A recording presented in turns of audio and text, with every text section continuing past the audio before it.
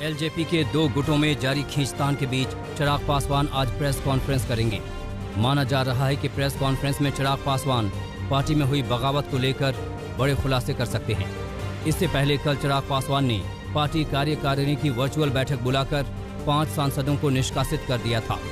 हालांकि पशुपति पारस ने कहा कि चिराग पासवान ये फैसला नहीं ले सकते हैं। उधर विरोधी गुट ने संसदीय दल के नेता के बाद चिराग पासवान को पार्टी अध्यक्ष के पद से भी हटा दिया है। कार्यकारी अध्यक्ष सूरज भान को राष्ट्रीय अध्यक्ष के चुनाव के लिए अधिकृत किया गया है। 20 जून के अंदर पशुपति पारस पार्टी के अध्यक्ष बन सकते हैं। एक व्यक्ति एक पद के संविधान का नियम का पालन करते हुए श्री चिराग पासवान जी को राष्ट्रीय अध्यक्ष के पद से आज हटाया जाता है। दल के वरीय राष्ट्रीय उपाध्यक्ष सूरज सिंह उर्फ सूरज भान सिंह जो पार्टी के सांसद भी रहे हैं, उनको राष्ट्रीय कार्यकारिणी ने आज राष्ट्रीय कार्यकारी अध्यक्ष मनोनीत किया। राजस्थान कांग्रेस में छिड़ा सियासी संग्राम लगातार बढ़ता जा रहा है।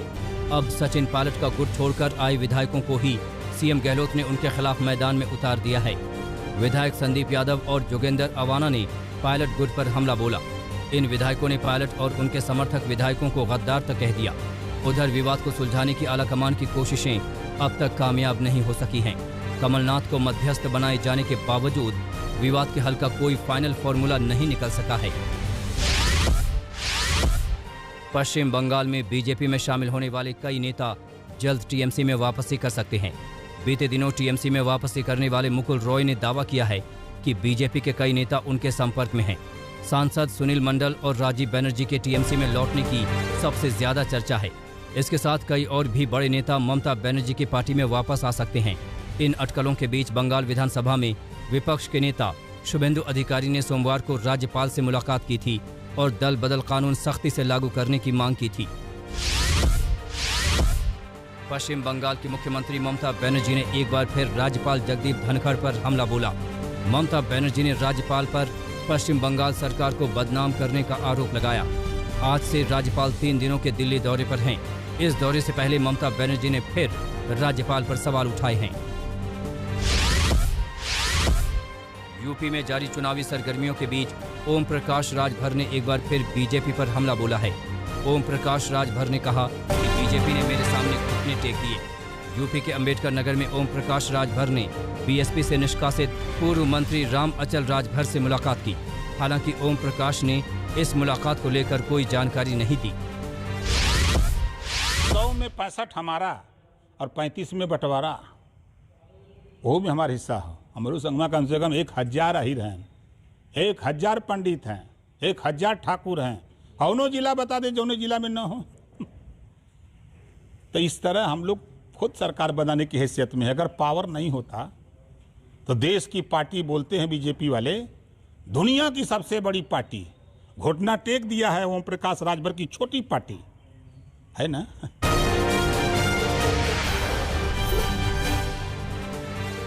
कर्नाटक बीजेपी में असंतोष भड़क गया है। सीएम के खिलाफ विधायक आवाज उठा रहे हैं। नाराज गुट की बात सुनने के लिए प्रभारी अरुण सिंह दिल्ली से बेंगलुरु पहुंचे हैं। येदियुरप्पा ने कहा कि अरुण सिंह 2 से 3 दिन कर्नाटक में रहेंगे। सिंह के अपने दौरे में मंत्रियों, विधायकों और पार्टी की कोर कमेटी के सदस्यों के साथ बैठक करने की संभावना है। कुछ दिन पहले ही अरुण सिंह ने कहा था कि येदियुरप्पा मुख्यमंत्री हैं, वो अच्छा काम कर रहे हैं और मुख्यमंत्री बने रहेंगे, लेकिन अब वो नाराज विधायकों की बात सुनेंगे।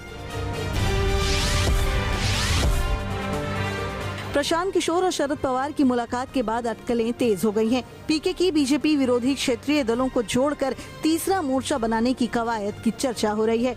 बंगाल में प्रशांत किशोर की सलाह के बाद ममता को वापसी में मदद मिली थी। इसके बाद प्रशांत किशोर ने चुनावी सर्वे और सलाह के काम को अलविदा कह देने की बात कही थी। यूपी में चुनाव करीब आने के साथ जोड़ तोड़ हो रही है। पाला बदलने का काम शुरू होता दिख रहा है। अखिलेश यादव से मिलने के लिए बहुजन समाज पार्टी से निष्कासित किए गए 9 विधायक पहुंचे। अखिलेश यादव ने सीधे लफ्जों में कहा कि जो भी पार्टी से जुड़ना चाहेगा उसका स्वागत है। कई विधायक हैं जो समाजवादी पार्टी में शामिल होना चाहते हैं। समाजवादी पार्टी के हमारे वरिष्ठ नेता संपर्क में भी हैं, लोग उनसे मिलने भी रहे। इसी सिलसिले में जो समाजवादी पार्टी में शामिल होने आने वाले समय में चाहते हैं कि पार्टी में शामिल हो, चुनाव लड़ें। ये एक लिस्ट है जिस लिस्ट में 6 लोगों के नाम दिए हैं। क्या ये लोग शामिल हो गए हैं और इसके अलावा इनके साथ और भी लोगों के आने की उम्मीद है? ये शामिल होंगे कुछ समय बाद। विधायकों के अखिलेश से मिलने के बाद जब बीएसपी से निष्कासित विधायक बाहर आए तो उनके सुर में बीएसपी के खिलाफ गुस्सा दिखा। विधायकों ने साफ कहा कि 9 विधायक अखिलेश से मिले हैं, मगर 3 विधायक और हैं जो उनके साथ हैं। पूरी कोशिश है कि 12 विधायक मिलकर एक नया दल खड़ा करेंगे। यूपी में अब सवाल ये भी है कि बीजेपी किसके चेहरे को आगे रखकर अगला विधानसभा चुनाव लड़ेगी, किसके चेहरे पर बीजेपी यूपी का चुनाव लड़ेगी। फिलहाल ये कहने को कोई तैयार नहीं है। केशव प्रसाद मौर्य सीधे तौर पर तो नहीं कह रहे, लेकिन उनकी बात से ये लग रहा है कि अभी बीजेपी ने चेहरा तय नहीं किया है। भारतीय जनता पार्टी का मैंने बताया कि एक नेतृत्व है और जो मेरा जिस सवाल का जवाब मेरे वो अभी मुख्यमंत्री है, मैं उप मुख्यमंत्री हूँ, तो इस सवाल का जवाब तो राष्ट्रीय नेतृत्व देता है। यह सवाल का जवाब उप मुख्यमंत्री और मुख्यमंत्री के बारे में नहीं देता। लेकिन वो नेचुरल फेस नहीं होंगे पार्टी का। मैंने कहा कि जिस सवाल का जवाब पार्टी का राष्ट्रीय नेतृत्व दे सकता है, उस सवाल का जवाब प्रदेश का कोई नेता नहीं दे सकता। ऐसा भी माना जा रहा है कि बीजेपी आखिर तक चेहरे पर सस्पेंस बनाकर रखेगी, क्योंकि ऐसी सूरत में हर वर्ग के वोटर को साधना आसान होगा। चुनावी चेहरे को लेकर बीजेपी के अंदर से उठ रही आवाजों पर विपक्ष की भी नजर है। विरोधी इसे लेकर बीजेपी पर तंज कस रहे हैं। ये जो पंचायत के चुनाव हुए हैं, ये सही है कि पंचायत के चुनाव हैं, लेकिन कहीं न कहीं जनता का मन पता लग गया है। इसीलिए आपने देखा होगा दिल्ली से लखनऊ तक मीटिंग होती रही। मुख्यमंत्री जी खुद अपनी परेशानी में हैं, सरकार परेशानी में है। कभी दिल्ली वाले लखनऊ चक्कर लगा रहे हैं, कभी लखनऊ वाले दिल्ली में चक्कर लगा रहे हैं।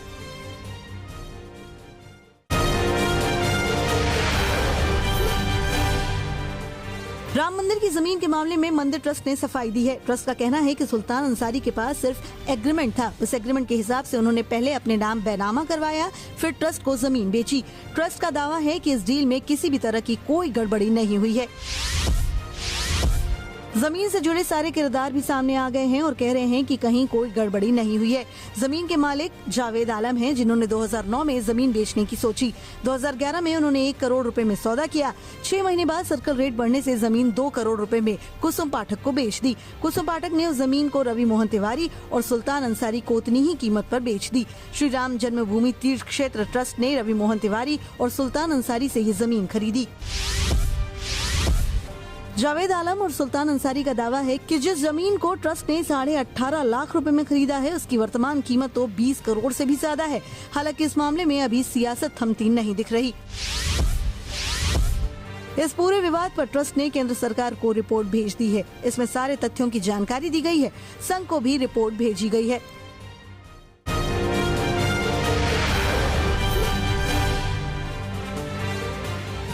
गाजियाबाद के लोनी में बुजुर्ग की पिटाई का मुद्दा तूल पकड़ता जा रहा है।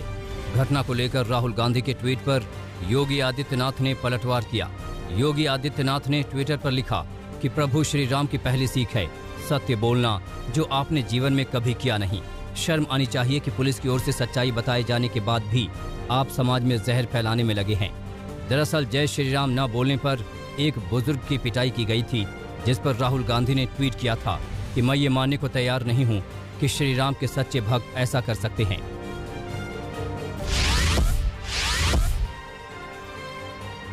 मध्य प्रदेश के मुख्यमंत्री शिवराज सिंह चौहान आज दिल्ली में प्रधानमंत्री नरेंद्र मोदी से मुलाकात करेंगे। सूत्रों के मुताबिक शिवराज सिंह चौहान पीएम मोदी को कोरोना महामारी को लेकर एमपी सरकार की ओर से अब तक किए गए कामों की जानकारी देंगे। इसके अलावा सीएम प्रदेश में कोरोना की वर्तमान स्थिति और वैक्सीनेशन अभियान के बारे में भी पीएम को बताएंगे। ये मुलाकात ऐसे समय में हो रही है जब मोदी कैबिनेट के विस्तार की चर्चा जोरों पर है। माना जा रहा है कि एमपी से भी बड़े नेताओं को कैबिनेट में जगह मिल सकती है।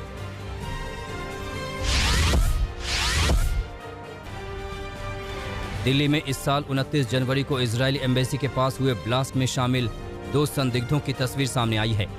सीसीटीवी फुटेज के जरिए ये तस्वीरें सामने आई हैं। एनआईए की ओर से जारी तस्वीर में दोनों संदिग्ध चेहरे पर मास्क लगाए हुए नजर आ रहे हैं। एनआईए ने इन संदिग्धों के बारे में जानकारी देने वालों को 10-10 लाख रुपए का इनाम देने का ऐलान किया है।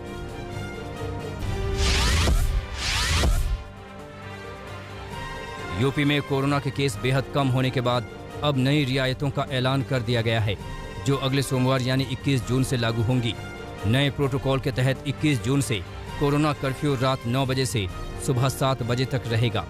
इसके साथ मॉल और रेस्टोरेंट को भी 50% क्षमता के साथ खोला जा सकेगा। पार्क भी लोगों के लिए खोल दिए जाएंगे। स्ट्रीट फूड वालों को भी कामकाज की इजाजत होगी।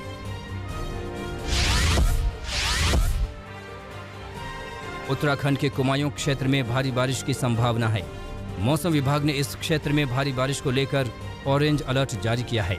मौसम विभाग के मुताबिक उत्तराखंड के पिथौरागढ़, बागेश्वर और चंपावत जिलों में तेज बारिश हो सकती है।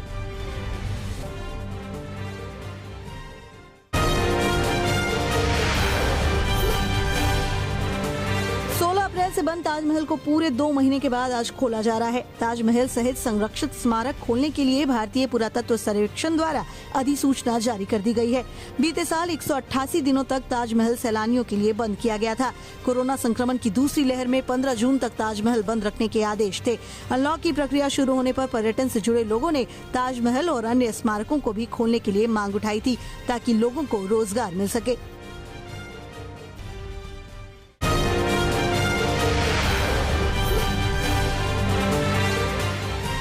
चाइनीज ऐप से ठगी का बड़ा मामला सामने आया है। नोएडा स्थित एक अंतर्राष्ट्रीय टेलीकॉम कंपनी के मालिक ने अपनी कंपनी में काम कर रहे कर्मचारियों के नाम पर 2700 सिम कार्ड एक्टिवेट करके चीन भेजे। पुलिस के मुताबिक इस सिम कार्ड का इस्तेमाल चीन से ठगी करने में किया गया। पुलिस ने टेलीकॉम कंपनी को चिट्ठी लिखकर सभी सिम कार्ड ब्लॉक करने के लिए कहा है। सुरक्षा एजेंसियों को शक है कि कहीं इनका प्रयोग जासूसी में न हो रहा हो। उत्तराखंड के उधम सिंह नगर में 2 सगे भाइयों की गोली मारकर हत्या कर दी गई। मामला रुद्रपुर कोतवाली के मलसी गांव के प्रीत नगर का है। बताया जा रहा है कि यहां खेत की मेड़ को लेकर 2 पक्षों में विवाद हुआ, जिसमें एक पक्ष ने दूसरे पर गोलियों की बौछार कर दी। इस गोलीकांड में 2 भाइयों को गोली लगी, जिनकी मौत हो गई है। गोली चलाने वाले फिलहाल फरार हैं और पुलिस ने हत्या का केस दर्ज करके आरोपियों की तलाश में जुट गई है। राजस्थान के सीकर में एक पुलिसकर्मी को रेप के मामले में गिरफ्तार किया गया है। मामला दादिया का है। बताया जा रहा है कि पुलिस आयुक्त के दफ्तर में तैनात पुलिसकर्मी ने महिला को धमकाकर उससे रेप किया। आरोप है कि पुलिसकर्मी ने महिला का अश्लील वीडियो बनाकर उसे लगातार धमकी भी दे रहा था। पुलिस की माने तो पुलिसकर्मी ने उससे शादी करने का वादा किया था, मगर बाद में मुकर गया और उसे धमकियां देने लगा। पुलिसकर्मी को गिरफ्तार कर लिया गया है और आगे की कार्रवाई की जा रही है। झारखंड के देवघर में पुलिस ने अलग अलग थाना क्षेत्रों से साइबर अपराध करने वाले 13 आरोपियों को गिरफ्तार किया है। पुलिस के मुताबिक ये आरोपी बैंक अधिकारी बनकर लोगों को फोन करते थे और उनके अकाउंट से रुपए गायब कर देते थे। पुलिस ने आरोपियों के पास से 23 mobile phone, 29 SIM card, 6 debit card, 8 passbook और 1 मोटरसाइकिल बरामद की है। पुलिस आगे की तफ्तीश में जुट गई है। उत्तर प्रदेश के उन्नाव में वायुसेना कर्मचारी की गोली मारकर हत्या कर दी गई। मामला उन्नाव के शुक्लागंज में बसधना हाजीपुर मार्ग का है। बताया जा रहा है कि एयरफोर्स में एयरमैन के पद पर काम कर रहा जवान छुट्टियों पर घर आया था। यहां पहले से उसकी पुरानी रंजिश थी। इसी रंजिश के चलते दूसरे पक्ष ने उसे फोन करके बुलाया और उसकी हत्या कर दी। पुलिस ने शव पोस्टमार्टम के लिए भेज दिया है और आरोपियों की तलाश में जुट गई है।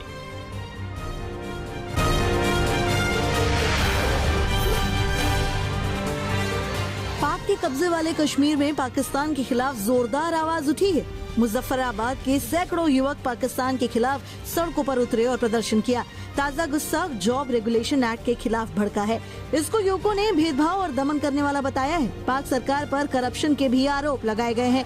सरकार उन लोगों की नौकरी पक्की करने की जुगत में है जो सत्ताधारी पार्टी से जुड़े हैं। पाकिस्तान की नेशनल असेंबली के कुछ वीडियो सामने आए हैं जिसमें जबरदस्त मारपीट होती दिख रही है। सरकार और विपक्ष के सांसद एक दूसरे से गाली गलौज करते नजर आए। बजट के दौरान दोनों पक्षों में सिर्फ टव्वल की नौबत आ गई। विपक्षी सांसद और सरकारी खेमे ने एक दूसरे की ओर बजट की कॉपियां फेंकी। पश्तून तहफ़्फ़ुज़ मूवमेंट के सांसद मोहसिन दावर ने बीच बचाव किया, लेकिन काफी देर तक ये हंगामा और मारपीट चलती रही।